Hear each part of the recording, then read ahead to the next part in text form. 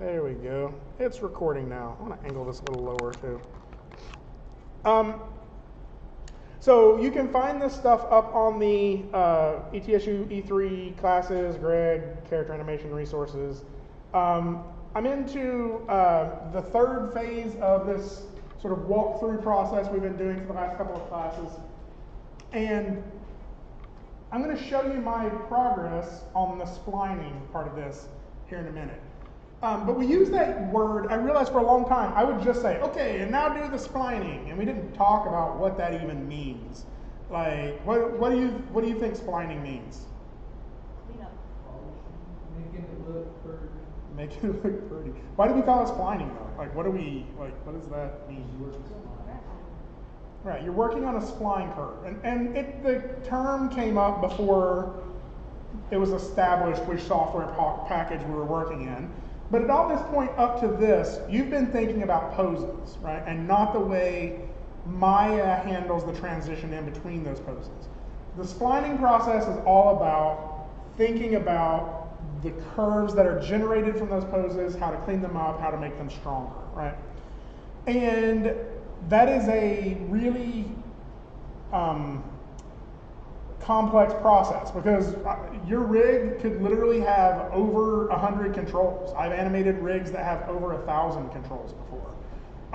It gets really confusing on the order and the sort of the procedural manner in which you should go through this. So I made you a checklist up here in the resource kit or resource folder. We have this checklist of the order in which you're going to go through it.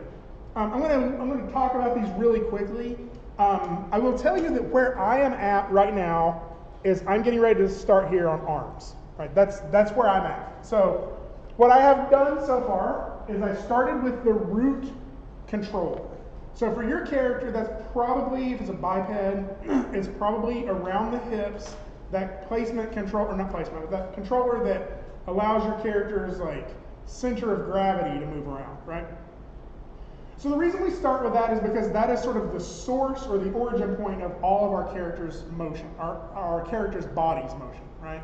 So if your character's going to take a step forward, it is impossible to do that without moving your center of gravity forward. And once you move your center of gravity forward, your arms, your head, your spine, all of that stuff has no choice but to go with it. That is driven by the way your feet connect to the ground. So there's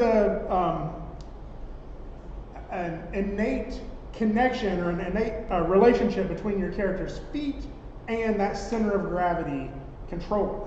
So usually what I do is I start with the center of gravity rather than the feet because that's where all of that hit, like when your weight settles, all of that stuff is going to be coming from that weight controller. Now, when I say we're going to edit the curves on this, like literally all of the curves, like every curve on your entire character, you are going to at least open the graph editor and look at them. And I know you, like, I've taught this long enough that I know people often think I'm exaggerating. I'm not exaggerating. Eventually you are going to look at the curve on your character's pinky, right? Like, and you're going to make decisions about how that moves. And since we're going to go all the way down to that point, we go through it in a certain order from largest motion to, or largest point of motion to smallest point of motion.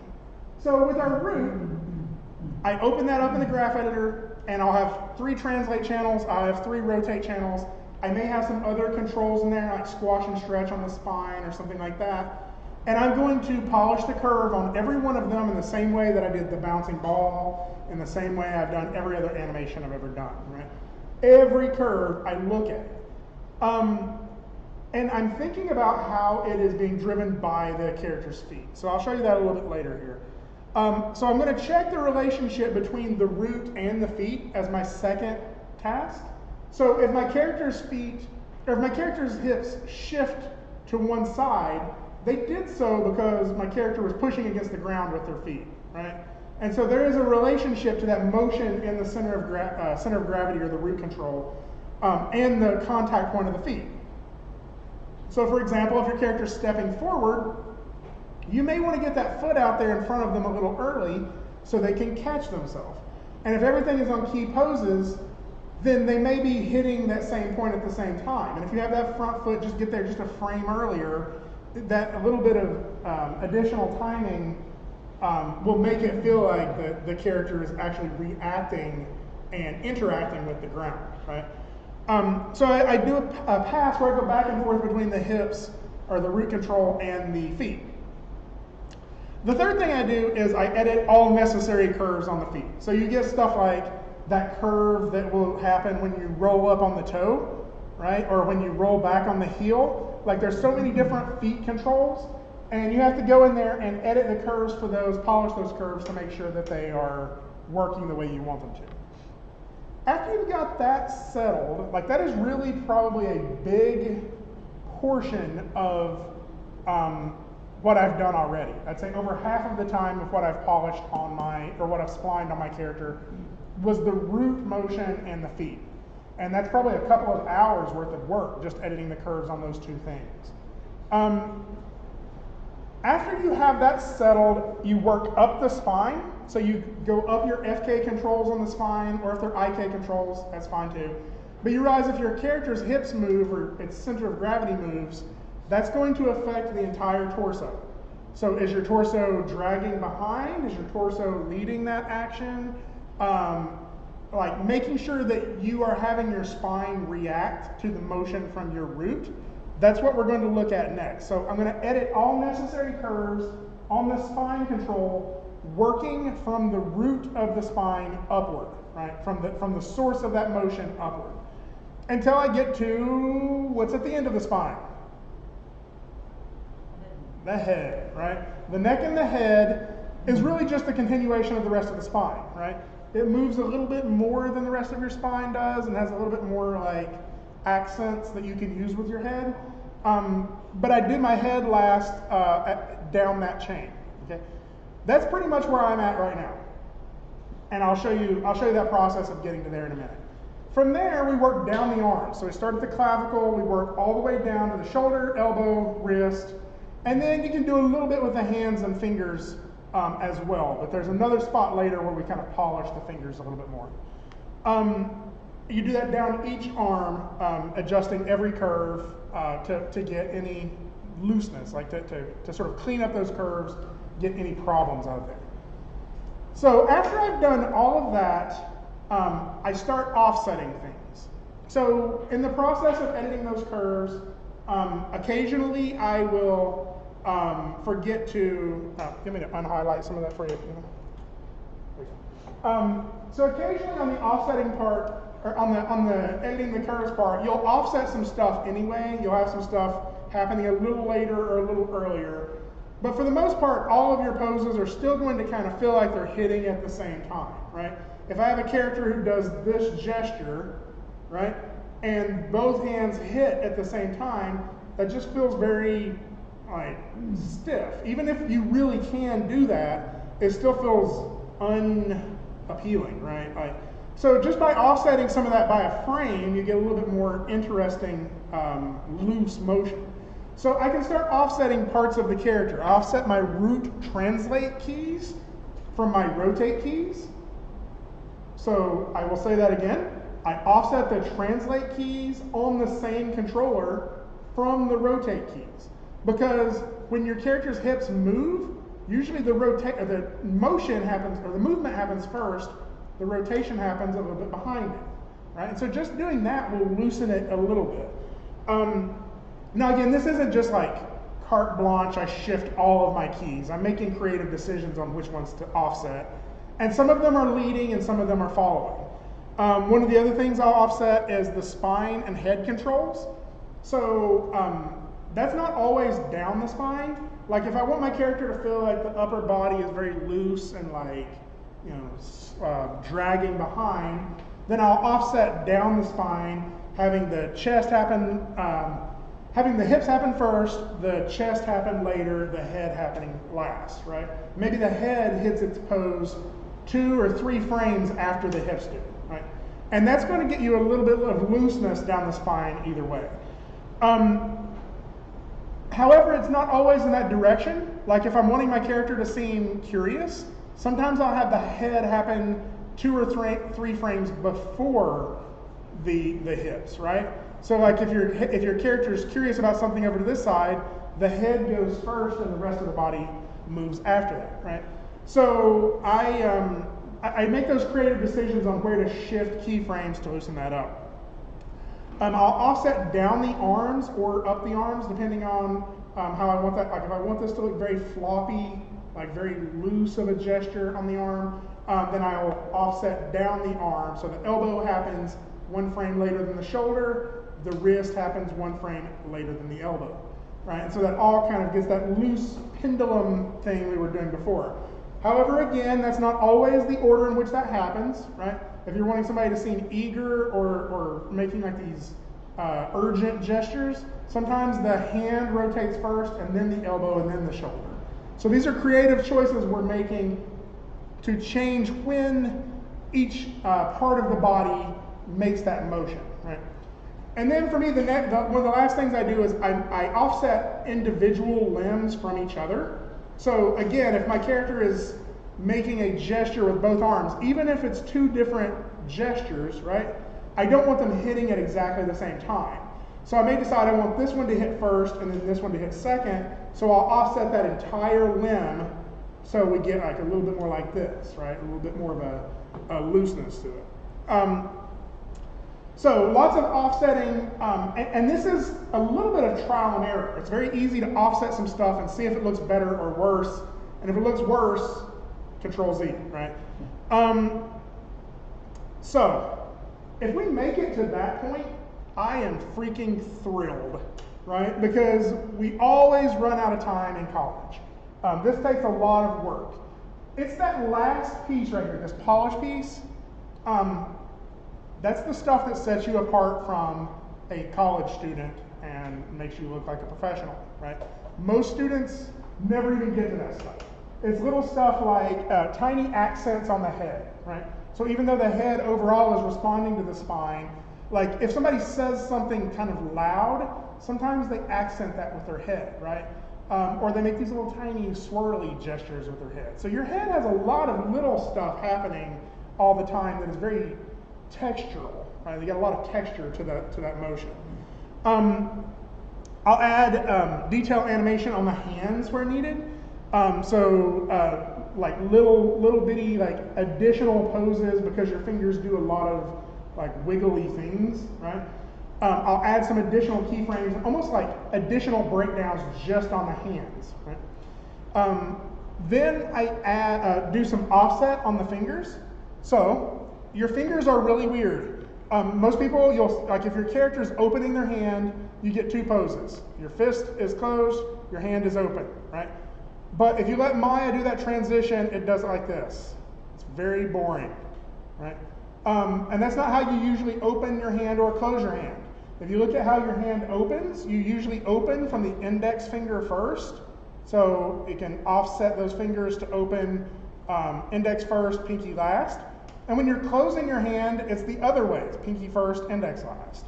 And so just by offsetting some of those fingers in that order, it loosens up the way your hand motion looks, right? It makes it feel less like a computer generated this. And you can open and close them together. I see everybody looking at their hands right now, being like, you are a mystery to me, hand. But it really does, like, it just sort of naturally, like, it's a lead and follow thing, right? Another thing you may not notice is that all of your joints in your fingers do not curl at the same time. So, for example, as you close your finger, those first two joints bend first, and then the one closest to your hand bends last. And as you open it, the one closest to your hand opens first, and then the second two open together. So that's a lot of things to offset, right? Like you got 10 digits, each with 3 joints each, right? That's a lot of little things to offset. But that little bit of looseness, again, people may not notice it, but they will feel it. Like it feels more loose when that happens. After I've done all of that, I usually double check parts of my curves where I notice, where I see noticeable pops, right, or hitches. Little things to think about that is like, as our characters' body parts are moving, like we have this like expectation of consistency. So like if you're moving in a certain arc and then halfway through that there's a little bitty hitch in it, that just feels off. Even if we can't notice it, we're just like there's something wrong with that arm movement. And you can go track that down in the graph editor. Usually it's like you forgot to flatten out a tangent or something like that. And sometimes it's like you have two different curves that are fighting each other. You'll also be able to track those down with this next element, which is the arc tracker. So you can use whichever arc tracker you want. Some plugins come with a better version than what Maya has. But Maya has the editable motion tool, or editable motion trail. And you can like select like the index finger or the wrist and track that arc, and you will see little inconsistencies in that arc that will cause hitches in the motion, right? So the things that I track are sort of these key elements of the body that I know make swirly motions, right? So like I'll track the feet and the legs, right? I also track the hands, like anything on the arms or the hand, because they're going to be moving around, making a lot of gestures. But also I track the nose and like the top of the head. So like when your character's doing stuff with their head, it's going to make some very, like if you were to track the tip of their nose, it makes very intricate little arcs everywhere.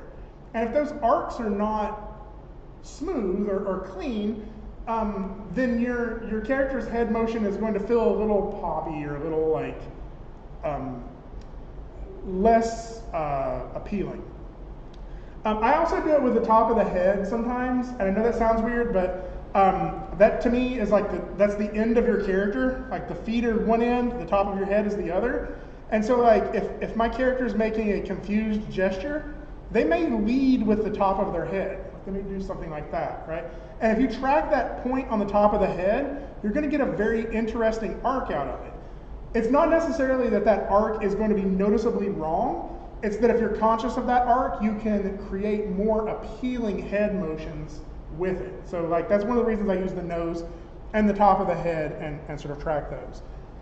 The last two things I do, I add detail into any contact with the hands or other body parts. Like for example, if your character is putting their fingers together in this kind of gesture, right?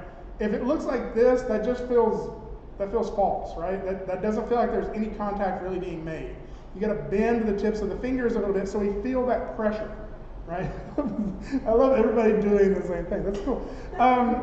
But it's little things like that. Like if you just have your character like do this gesture toward themselves and like poke themselves in the chest, it's that little finger contact that actually feels tangible. Feels like an object really made contact with another object. Even if all of your curves and everything are correct, it's that tangent or that tactile feeling of things making contact with each other, and you kind of have to make that feeling happen. Like it's not going to happen naturally. And then the last thing I usually do is any eye darts. Now, of course, if there's lip sync or facial animation in here, I layer that in probably around the point of. For me, I usually do it after I've done like probably after the splining of the arms. I like to make sure that I kind of have exactly what the body's going to do before I get too far into it. Sometimes I'll block out the face earlier. But your eyes are something that a lot of characters have, even if they don't have a whole face. And you can use your eyes as sort of an extension of your head. So if you think of like how let's say I'm talking to somebody to my right. This is my right. I'm really bad with my right and left. I really am. So I'm talking to somebody to my right, and somebody on my left is tapping me on my shoulder, and I'm really into this conversation. My eyes are going to be the last thing that turns, right? So my hips will go first, my head will go last, and then my eyes will catch up at the end. But if you hear something, like if you hear somebody say your name off to the side, your eyes are the first thing that turns, and then it pulls your head and your spine after it, right? So that your eyes are sort of that last little bit. But the reason I add eyes to the end is because there's a lot of motion in your eyes. Next time you're having a conversation like one-on-one with somebody, watch their eyes. Like, watch what they do. Like, they'll dart up to your eyes, they'll dart to your mouth, they'll dart to your forehead, down to that zit, up to your mouth again, up to your nose, down to the zit again. Right? Like, it's all over the place. Like, your eyes move like hundreds and hundreds of times a minute. Right? I'm sorry if anybody's actually really upset about a zit right now. I feel it. I feel you. We all do. But your eyes move a lot. And it's because they're really good at tracking things. Like, something your eyes never do is drift over a long period of time. It's almost impossible to make yourself do it. Like, try to look from one person slowly over to another. It's hard. Like, your eyes do these quick tracks and lock onto things, right? And so because of that, that's how your eyes feel. They do these little darts everywhere. And most of those darts happen in in a span of about 2 frames. So if I'm looking at Brianna and then I look over at Parker, my eyes dart from one person to the other in about 2 frames. So it's a really quick motion, right? And so that's something I just kind of layer in as a last touch on the splining process. All right, so I just slowly read you a long checklist. I'm sure that was very exciting. This is really I realized a couple of semesters ago, though, that this is literally something you can use as a checklist. You can print this off, and after you get to this point, just go through and say, have I done these things? If you make it all the way to the bottom, that's amazing. Most people don't. I'm actually often excited if people check anything off of this list. But this is the stuff that really is important in making your work feel professional. The posing is making your performance successful. This is making it feel like you're finishing it, right? And this is the stuff that will set your piece apart, particularly the polish phase, is the stuff that will set your piece apart from other student work or even a lot of professional work, right? So I wanted to show you my process up to, again, I am up to the point with, I haven't made it to the arms yet. So I've basically done my root motion and my spine. But as you may remember, at the end of the last one, this is what I had in stepped mode. And I was pretty happy with this in stepped mode. And then I put it in splined mode, and I felt like an utter failure, right? Taking it from blocking or from stepped mode into spline mode is painful almost, because it's like you took a step back, right? Suddenly your animation isn't communicating as clearly. Now I want to show you a trick on some of this, because a lot of what's making this feel so broken isn't really that big of a deal, but it's definitely worth talking about. So you can follow along if you want to in the resource folder 3, splining. So what's happening is, this is actually in real time because it goes kind of fast. So what's actually happening is it's an interpolation error. So when I put this in spline mode, I'll get to the point where it messes up, and you'll see what she's doing there. Yeah, it's really breaking this rotation as she goes forward. So on that controller, you'll see what's happening if we look at that red axis. I think I go to my rotate X here in a second so you can see it. Yeah, right there. So what's happening, if you look at this, is she's rotating forward, right? And then suddenly, it gets to the peak of that rotation forward, and it's like, never mind, going back, right? And it jumps down to really low again, right? Why is it doing that?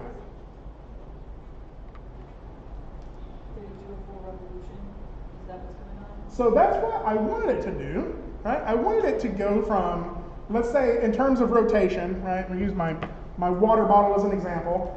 I wanted it to go from 0 degrees of rotation to 180 to 360. But you'll recognize that 0 and 360 look exactly the same, right? And Maya's like, you fool, you rotated at 360 degrees. I'll just set it back to 0, right? Maya thinks I'm the stupid one. So it tried to fix my mistake for me, right? And I'm just like, that doesn't make sense, right? In fact, if you think about it, there are an infinite number of configurations of this graph editor that would give me the exact same rotation, right? Because literally, it could be 360 degrees, or I can't do math. Was it 720? Or like that? However many times I wanted to rotate it over and over and over again for infinity, right? Or I could be rotating it in the Y 360 degrees, or I could rotate it in all sorts of different axes and get it back to that same pose. And Maya doesn't care, like, which I do. Like, Maya doesn't even recognize that they're all the same, right? Think of it this way. If I were facing you, I am. If I'm facing forward right now, right, and I wanted to turn my back to where I was facing the wall, right, we all know logically, intuitively, the easiest way for me to do that, or the most logical way for me to do that, is to rotate 180 degrees on my y-axis, my up and down axis, right? To do this. That is the easiest way to make that pose happen, but it's not the only way. I could also lie down on my back, roll over on my stomach, and stand back up again and do 5 backflips, right? Like I could, and I would still be in the same pose. I can't really do 5 backflips.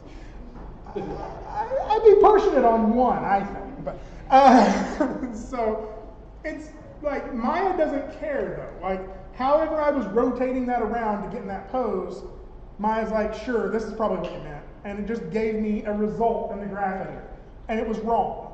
And so what Maya was doing is it was taking me up to 180 degrees, and then it took me back down to 0 again, right? That was kind of Maya's thought. And I just wanted to fix that. I'm like, no, keep going to 360 degrees. So that's what I do here. You'll see that I'm using something called the Euler filter to do that. So I go to curve, and right there, Euler filter. It looks like Euler, E-U-L-E-R, but apparently it's pronounced Euler, or that's what people keep telling me. I really probably should Google it. I think I looked it up on Wikipedia once, and it said pronounced Euler. So. What this is going to do is it's going to run an algorithm on it and use kind of like a comparison, like context clues from the rest of the curves to say, oh, I bet he meant to go all the way up to 360 instead of back to 0. Right? And so you'll watch when I do this, when I run this filter, watch what happens to this red curve. So it redid all of my curves, and now it took it up to 360. But watch what happens now on her flip. She goes all the way around. Now her head is still messed up, and both of her arms are still messed up, but it's for the same reason. So I just have to run that Euler filter on those as well. Oh gosh, it's amazing. Huh? I was like, Greg, what's happening? Give her a second. She'll get there. No, I thought you were using your mouse to control it. No, I'm using my mind. That's right. I forgot you were doing it. Yeah. Okay. And then Euler filter. And so now when she does this flip, it actually makes sense, right? So you have to select the control. Mm-hmm. You have to select the curve itself, or just the control? I think you can just do the control because it knows that Euler rotation errors are usually on the rotate.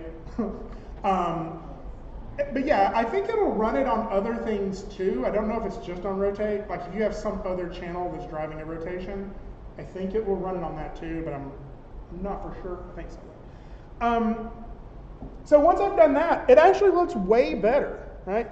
And this is what I am getting out of the playlist just after fixing the Euler curves, right? Now, there's a chance that you don't even have to do this part. There's a chance yours is not flipping or not doing anything weird. But I have so many students who freak out when they're like, Marlo, why is my arm doing that? And like, just run the Euler filter on it, it fixes it. If your rig is ever doing something or making your character's arm do some motion that feels completely unintuitive, try running that on it and see if it fixes it. 90% of the time it does. And I completely made up that statistic. I don't know how many percentage of times it does, but it solves it a lot. So now I can actually start worrying about the things that are really broken in this, not the things that appear to be broken. To me, it's all still too floaty. That run-in doesn't have enough weight. I think there's some timing issues. Unfortunately, I started polishing this and didn't put enough time into the timing. So I probably still have another timing pass to do even after I'm done today. But I think the run-in feels a little too soft, so I wanted to get some weight in that step. There's no overlapping action at all on that like final thing that she hits. Lots of little issues. And so the way I solve these is I find a good audiobook or a podcast I like, and I just start listening, and I jump into the graph editor, and I commit to being there for hours and hours and hours. So let's start with the hips and splining the hips. So this one is time-lapsed. I will show you some curve editing stuff here in a few minutes that I think is beneficial, but you'll see that some of the things I'm doing are, like, I think the biggest thing I kind of already missed here, is you'll notice that the first thing I do is kind of position my perspective camera so whatever curve I'm editing, I can see it more intuitively. So the curve I'm editing right now, Translate X, is her side-to-side shift of her root, right? And so I kind of get behind her in my rotation, or in my perspective camera, so I can see how that motion looks from that angle, right? This is another reason to have more than one camera. And I am literally just going through there and addressing each little section of that curve and how it transitions. I'm also adding some additional keyframes when needed. I will show you how to do that in a bit. Sometimes I realize I just need a little more definition in that curve. I need to add a couple more keyframes. I'll show you how I do that. I think I've already shown you in other classes, but in this context, it'll probably make a little more sense. Next, I move on to Translate Y. Translate Y is my character's up and down movement. That's where I'm going to get most of that weight. And so that's what I'm doing right here is I'm making sure that those impacts feel harder, right? Make them happen in a shorter number of frames, make them deeper. I make her dip deeper on those hits. I'm sure whoever's downstairs is like, who's jumping on the floor? But now, I think it's important to point out that I am breaking all sorts of stuff as I do this. And you just have to be a little fearless, right? Like save beforehand, start making changes. If you make it worse, go back to the previous iteration. But I mean, like I'm messing up her legs and where they contact. I'll work on those later. I will fix that part later. This was actually really difficult section for me. As she runs up the tree, she's not only moving up and down, she's also moving forward, and she's interacting with an object diagonally, right? So once she starts running up the tree, she's kind of running diagonally, and I needed to have it feel like not only she jumped up in the air, but she impacted the tree as she continued to move forward and upward, right? And so that was a lot of little tweaking just to get that motion to happen. After I get the translates to work, I start working on the rotates. Again, some of this stuff you'll see, I'm just adjusting, like maybe making stuff ease in a little more cleanly, maybe making it like at a slightly different time, giving it some more settle time. One of the things that I do think is worth considering, I'm pretty sure I heard this from David Edwards. I don't know if he took it from somebody else. But he said, think of the graph editor of this curve as like a roller coaster. Like if you're looking at a roller coaster from the side. And if any of those curves ever look like, oh, that would break your neck, right? then that's how it would have felt to ride that roller coaster too, right? Like, you have to kind of think about that. Energy just doesn't stop dead and change directions unless it impacts something. So some of this is me just thinking about, oh, this rotation is traveling in this direction. It's probably not going to stop dead. It's probably going to overshoot a little bit or ease in a little bit, right? Some of it is just cleaning up little things like that, right? Question about that. So like, if you look at it and it does look like that, but if you select it and hit F, it zooms in. Like, is there like a certain, does that make, you see what I'm saying? Like, yeah, I see what you're saying. To me, that's why I'm scrubbing a lot, is because some of it I'm basing off of just an intuitive, like, I'll just fix that. I'm like, that looked like that was a little too hard of a hit. Maybe I should tweak with that a little bit. And then sometimes it's just like, it may look wrong in the graph editor, but it looks right in the viewport, right? Like as I scrub it, that's wrong, or that looks weird to me in the graph editor, but I'm okay with how it's turning out in the viewport. I'm gonna leave it because the world is mysterious, right? So yeah, really it's kind of like you zoom in and zoom in and zoom in, and you're going to get more and more fidelity on that curve.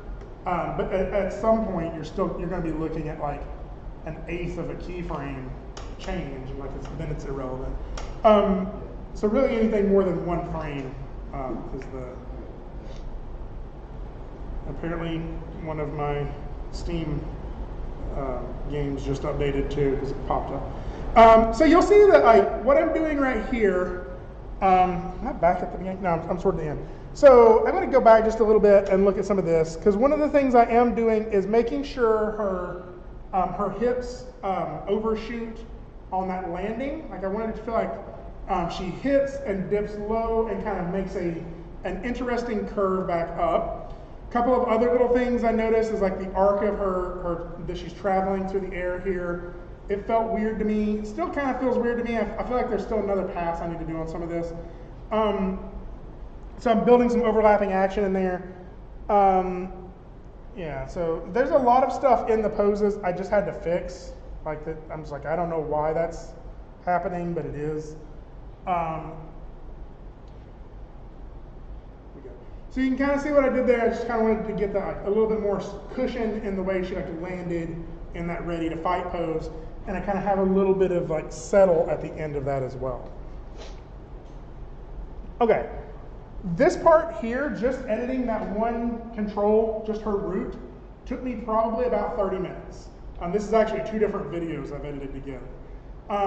Slining, what is slining? Apparently I left the P out of that. Now we know. So this is not a super fast process. I feel like this is important to address, that this is, to me, not a fun process either. And that's okay. Like, it's okay to be like, I don't really enjoy the splining part, right? Because, I mean, I'm sure that somewhere there's some modelers who hate UVs, right?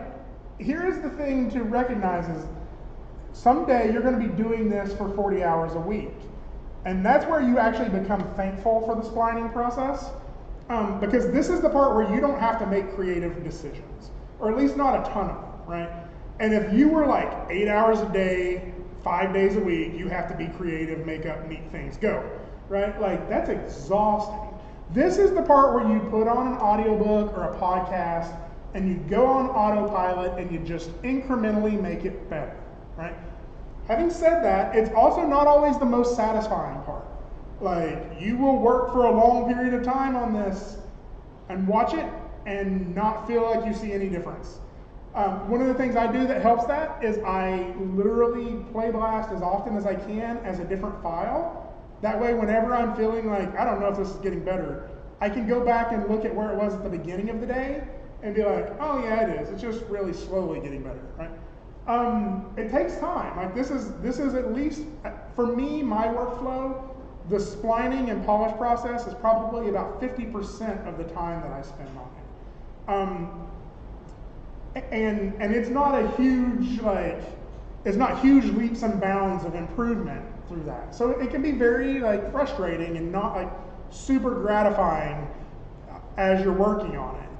But you have to get through it to get to that point where it is gratifying. Because when you're done with it, you will be happy with it. You just kind of have to trust the process that, you know, I really do try to do little hacks on myself to make me want to work on it. One of them is I give myself little tiny rewards after finishing certain sections of this like splining list. And I'm like, spline up the spine and to the head. Once you're done with the head, we'll Google and see what new trailers came out last night, right? And like, I'll watch the new Avengers trailer, I'll watch the whatever, right? And I give myself a little reward after finishing a certain part of it, right? But I'm like, nope, you can't type that into Google until you're done with the head. You got to do it. And it'll, like, I know it sounds silly, like it sounds like I hate my job. I don't. Like, it's just part of it. It's like, it's the washing the dishes part, right? Like, sometimes it's not that exciting. I realize there are some people who actually love polishing curves in the graph editor, and so if you're one of those people, you were lucky. That's cool. One of the other tricks I do, again, I mentioned audiobooks a lot, but maybe you like podcasts or whatever. Like, I dedicate my polish time and splining time to those things. So like if I have an audiobook I'm just loving, I'm like, cool, you can listen to that audiobook if you're working on the curves, but if you're not, you can't. And so I'm like, but I want to know how Ready Player One ends. And so I'm like, fine, I'm gonna polish. And then I get into the book, and then I start making these positive associations. Splining is where I get to hear a good story, right? Don't listen to a crappy book, though. Like, why would you ever? And if you're ever looking for any good podcast or audiobook recommendations, I'd be more than happy to give them to you. So after I'm done splining the hips, or the root control, remember I said that the feet are directly connected to this, right? So the next pass I do is making sure that those feet look like they're actually affecting the root motion. Your hips can't move unless you're pushing against the ground, right? That's how physics works. And so some of this is going to be, I'm actually creating additional keyframes on the feet. Some of it is I'm doing some tweaks to poses I've already messed up, right? And kind of getting that working a little better.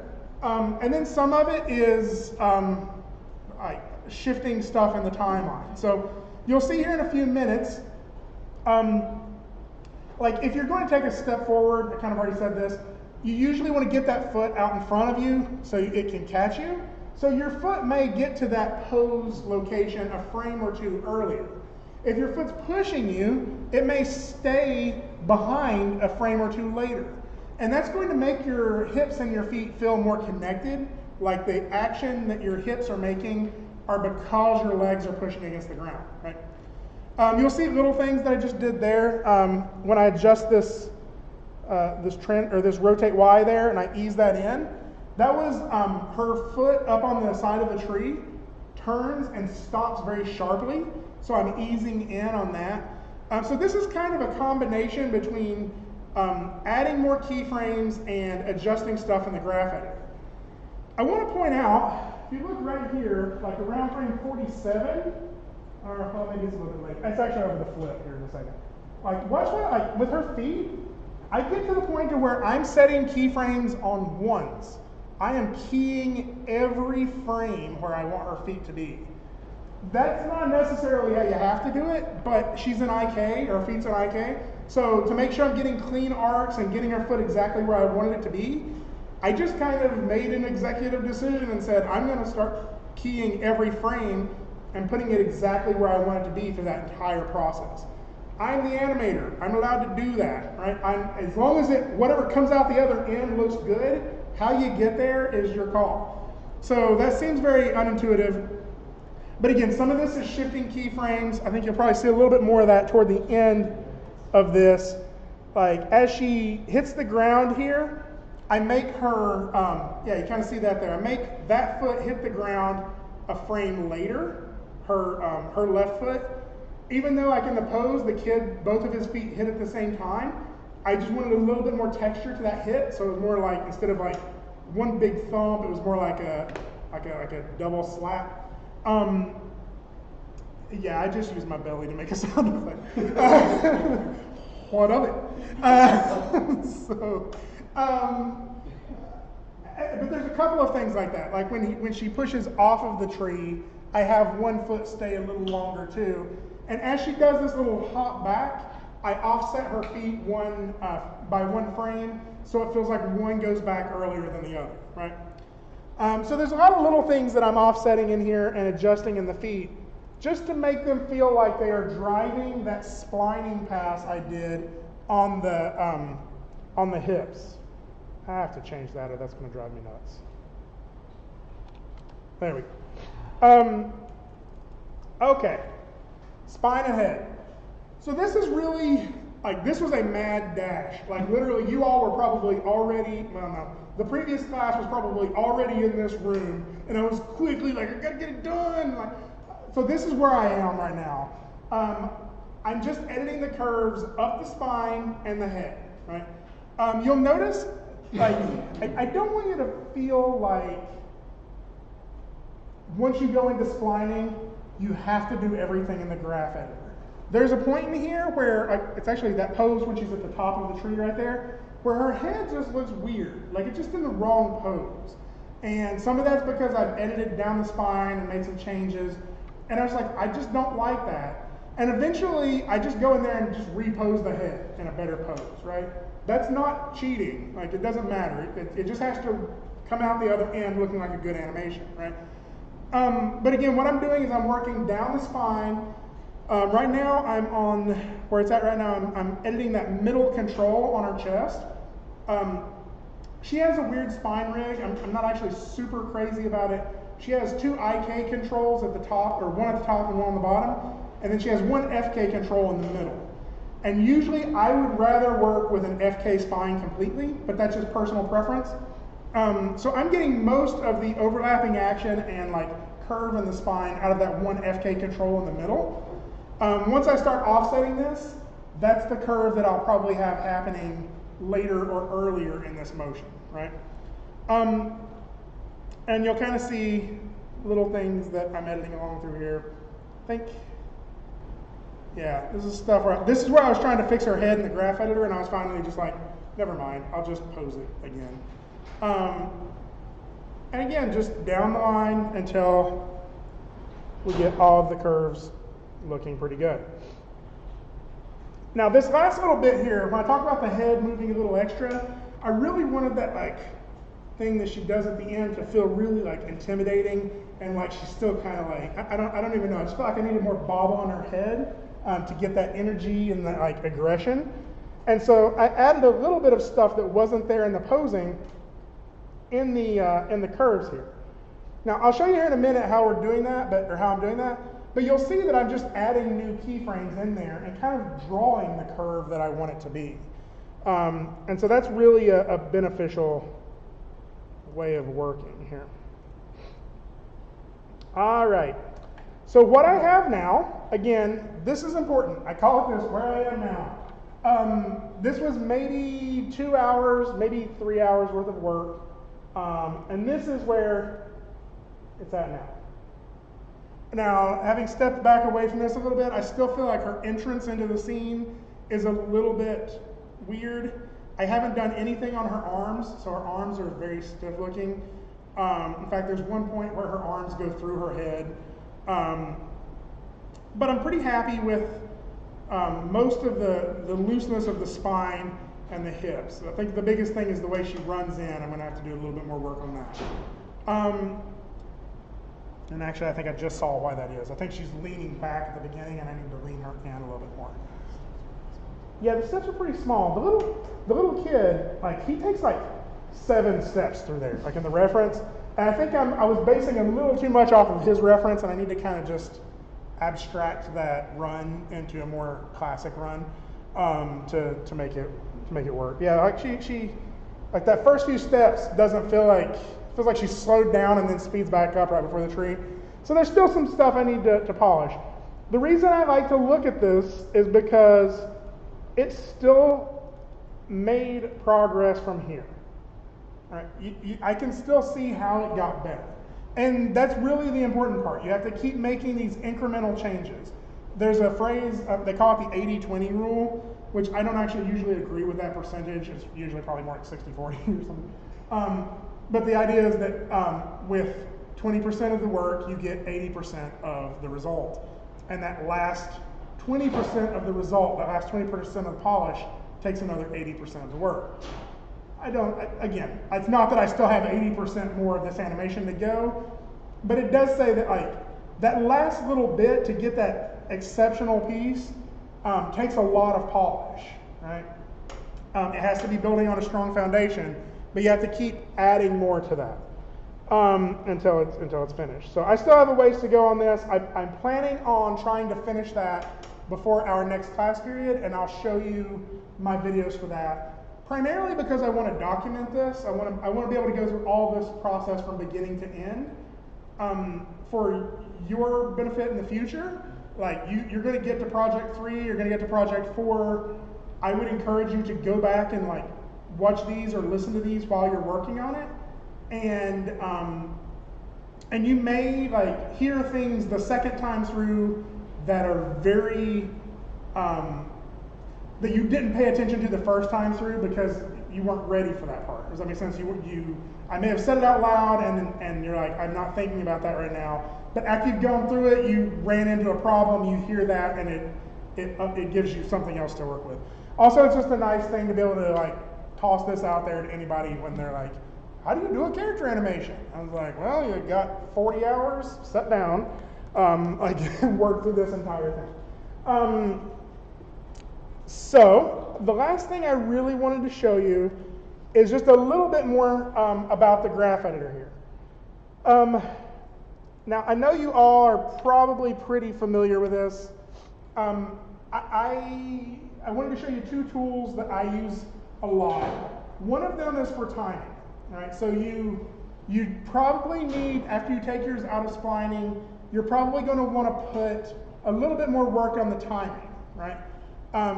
And even after you get close to the end, like where I'm at right now, I still feel like I need another timing pass to really make that timing punchier. And so there's a tool in the graph editor that's actually really nice for that. It's the retiming tool, this right here. So I have all of my channels selected. I click these little 3 lines here at the top of your graph editor. And what this allows me to do is double click in my graph editor, and it creates this retiming gizmo, right? And with that, I can slide all of my curves around. Now, I don't really want to slide them all around, but if I create a second one, I can use that to sort of squash and stretch my entire timing, right? If I add a third one, it'll allow me to kind of start skewing stuff, right? So let's say, and I can click this little X to delete them. So let's say I wanted that jump or this movement to happen faster, and grab this, make it happen earlier. And so now I've retimed this whole thing, right? You can do this if you have hundreds and hundreds and hundreds of keyframes in here too, and it just allows you to sort of shift around sort of motion beats and make those feel more like punchy in what you're trying to deliver. So once you've done this though, my keyframes are no longer on whole key poses, or whole keyframes, right? Or whole frame numbers. So if I select this keyframe here, you'll see that it's on frame 12.38. It's on frame 12 and a half. And I'm never going to render a frame 12 and a half, right? In fact, if I go to frame 12 and hit S,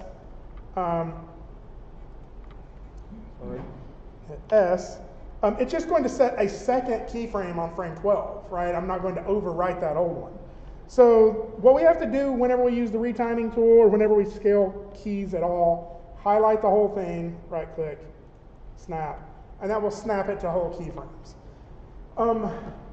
I just remind you of that because it's very easy to retime some stuff and then forget to do that, and then it gets really hard to clean it up if you put a lot of extra keyframes in there. Now, what I really wanted to show you in here though was what's going on with translate Y. So right now, this is the only thing that moves. If I hit play, it moves up, right? And that makes sense. This is my curve. It's completely flat at the beginning, right? Completely flat at the end. The only change is from here to here. Now, I can set more keyframes by hitting S on my timeline, but really, if I wanted to just refine this motion a little bit more, I could just start drawing in additional keys.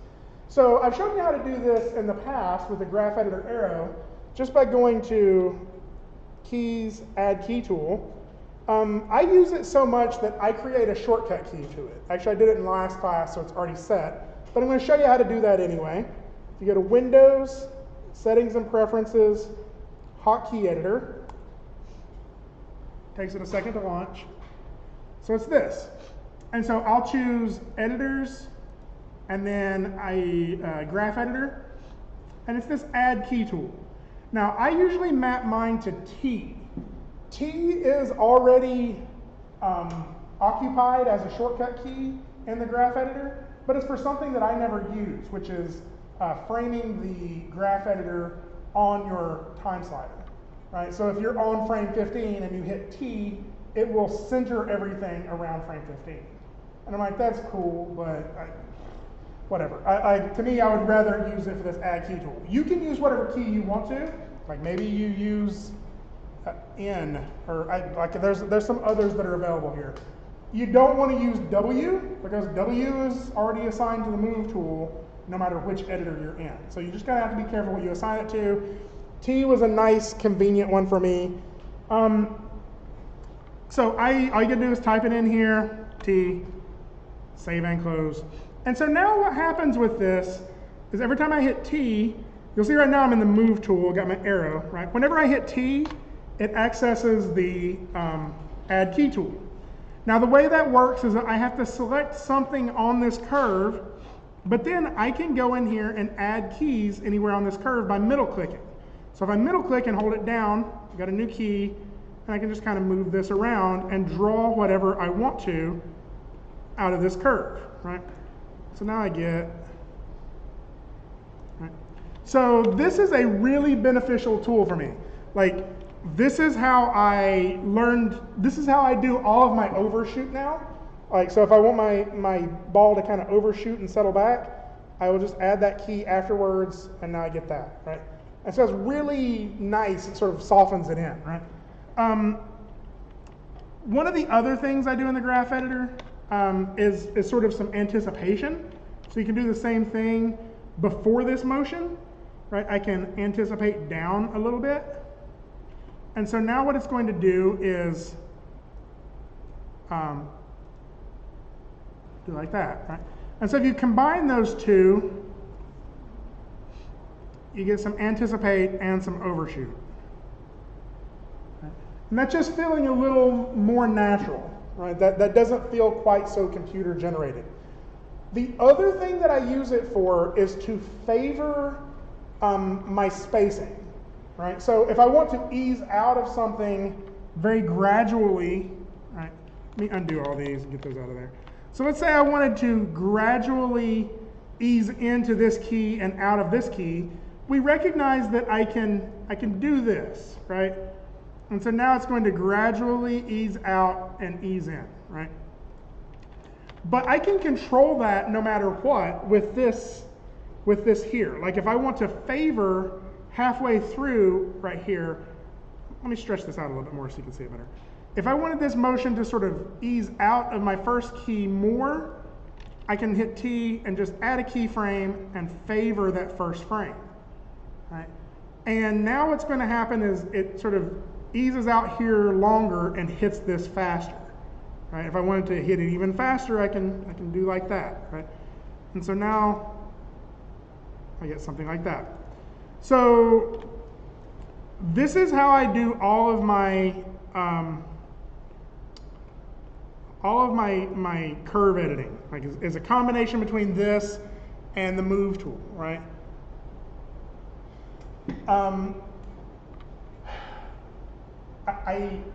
I know that this doesn't seem that big of a deal. You're like, yeah, Greg, I know how curves work, right? Like you've been doing this for multiple years. However, like this to me was very revolutionary to realize, oh, I don't have to, like I can just start making changes to this curve. I can create this curve in whatever way I want, right, with this tool. That was very like eye-opening to me. I was already working at Firaxis before somebody showed me this. It was actually my animation lead, Chris Hickman. He saw how I was working and he said, hey, why don't you come into my office for a few minutes and just watch me animate it? And I was like, all right, sure. I already have 2 degrees in this, but I guess, right? I was very like, what am I going to learn, right? And he just showed me this simple thing that completely changed how I work forever, right? Like now, my graph editor, when I go in Splining, is more like a suggested plan, right? Like this is what Greg, who was doing the blocking, thought this should look like. And I'm like, well, that dude was stupid. I have more experience than him. And I went through and I fixed it the way I wanted it to look, right? Like I wanted to do exactly what I wanted to do. And this allowed me to be in complete control of that, right?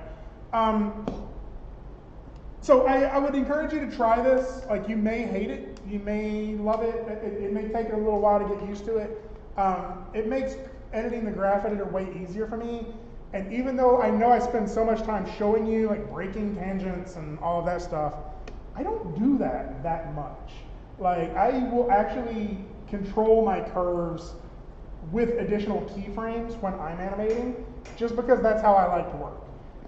If you still are like, nope, I want to break tangents, I want to control the like tangent handles more, like that's completely how you work, and that's fine. I just wanted to show you this way of trying it, to see if you like that better, or see if that makes an impact on your work. So, all right. I talk a lot, but I think I'm done.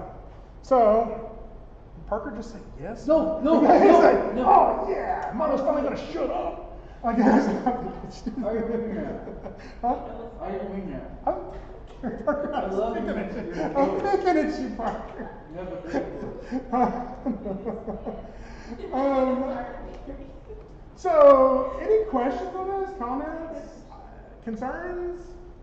I am, next class period, I'm going to try to finish up my animation before, I'm going to try to finish up the animation before next class period so I can show you the rest of the process in this time-lapse format. Again, I don't expect it to take a terribly long amount of time because really all that's left is that polished stuff I was talking about.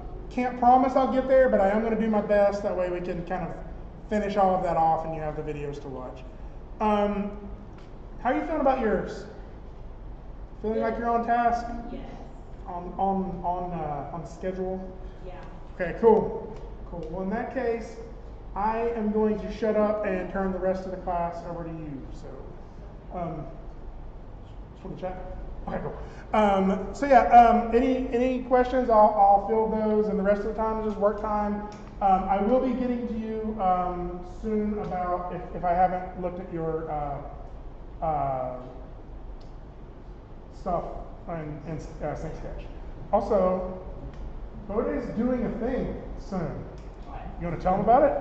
I just saw the sign. I just volunteered you for this. Yeah, no. So yeah. It's just a physical training crash course on Thursday at 7:30.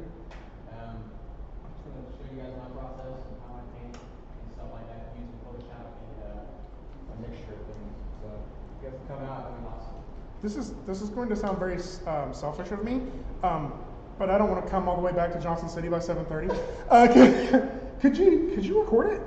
Yeah, I will. Awesome. I'm going to try to get like these things Yeah, set up. these should be hooked up in all the labs, so you should be able to turn it on and record it. And, Alright. yeah, because I'd like to watch that, but I'm an old man. I'll be asleep by like 8. I'll do it. Okay. when I have the option, I'm in bed with a comic book by 8. Like no joke. Asleep by 9. My dad was like that.